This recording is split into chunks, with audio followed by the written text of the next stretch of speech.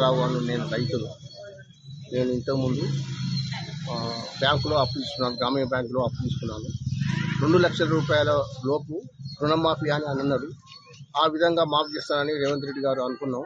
కానీ ఇప్పటి వరకైతే మా ఈ ఉన్న రైతులకు 50 మంది దాకా మా రైతులందరికీ ఎవ్వరికి మాఫీ కాలేదు. ప్లస్ మేము డబ్బులు ఎక్కువ ఉన్నాయి కాబట్టి అవి కూడా డబ్బులు కట్టమంటే అందరం కట్టినాం. రసీదు కూడా చూపించి విలేకరులు అందరికీ చూపించినాం. వీళ్ళు అంత భ్రాంతి చేస్తారు అంతేగాని డబ్బులు మాఫీ అయితే తెలియదు, ఏమైతే తెలియదు సార్. ఎప్పుడో ఒకసారి ఇవ్వలేక ఒకరు తక్కువ ఉన్న వాళ్ళకి అయితేనే కానీ మాకైతే మా పంగడిపల్లి రైతులకు అయితే దగ్గర 70% కాలేదు సార్, 30% అయినాయి సార్ ఇక్కడ. కాబట్టి దయచేసి మా అందరికి మాఫీ చేయగలరని మేము కోరుకుంటున్నాం. నా పేరు మీద కుటుంబం పేరు మీద 2 లక్షలు ఉన్నది. కుటుంబం అని అన్నాడు, రేషన్ కార్డు అన్నాడు. ఇద్దరు కొడుకులకు రేషన్ కార్డు లేదు, నా మీదనే రేషన్ కార్డు ఉన్నది. నాకు 2 లక్షల రుణమాఫీ కాలేదు. మిత్తి కట్టిన ప్లస్ ఇంకో 1000 రూపాయలు కూడా లోపల కట్టిన, అవి కూడా కాలేదు. మిత్తికి తెచ్చి కట్టినాం.